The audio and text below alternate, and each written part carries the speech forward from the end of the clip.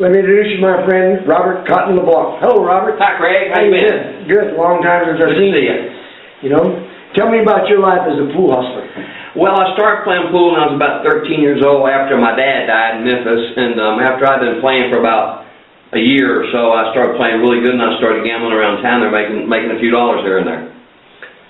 That's interesting, you know. I hear you left the country.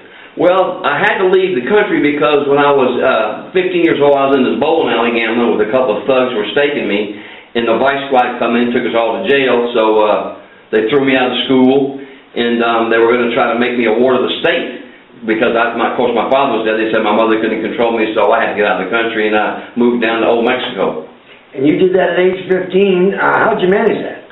Well, I made money along the way, and then when I got down there, I started going out with all the Mexican girls and had a good time, and wound up getting married on the dare. And she was a professional dancer, but a stripper. I'll forget. She was a stripper. I won't tell you what it is. She was a stripper, so whatever. So it was all good. That is funny. And tell me, have you been in any funny or dangerous situations on the road? Well, you know one dangerous situation because you was with me. We were in Chicago, and the head Mexican mafia guy there, his name was Chico, and Cicero, he ran Cicero, that suburb, and he called me up one night, and he says, well, I got a guy for you to play. So I thought we was going to a pool room. So you and I, you remember, we pulled up to this house, and they had a big corrugated iron door on the house with a giant padlock. So we go in there.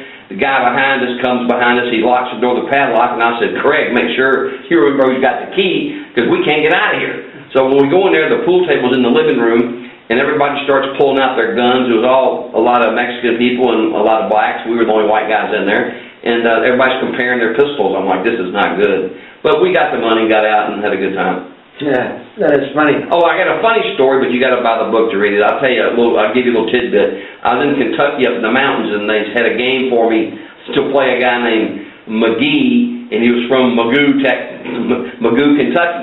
And I said, I'm playing Magoo. They said, yeah. I said, whatever. I couldn't believe it. So you got to buy my book to get that story. So they got these funny nicknames in these pool players. Yeah, well, my nickname, I had a girl nicknamed me Cotton years ago when I was 15 years old, and because I had long curly blonde hair. And then you got Minnesota Fats, who's a household name, and Cornbread Red was a friend of mine, and Detroit Whitey. There's been a bunch of them along the way. That's good. Yeah. You were also a technical advisor on a couple of movies and TV shows. Well, the movie, I did two movies. One was called Hot Shots Part 2. And the other one was based on my life story because I was around the pool room telling Mars and Chris Corso about these pool stories. And it was called Pool Hall Junkies. And it starred Christopher Walken, Chaz Palminteri, and Rod Steiger's last movie. And that's kind of what inspired me to write this book. Because I used to tell people all these pool stories. And everybody said, man, you should do a book. And I wrote the book, and everybody's liked it. And this is the book. That's your book. This is the book right here. Yeah, it's a good cover. I like that cover. Well, it was a pleasure talking to you. Nice.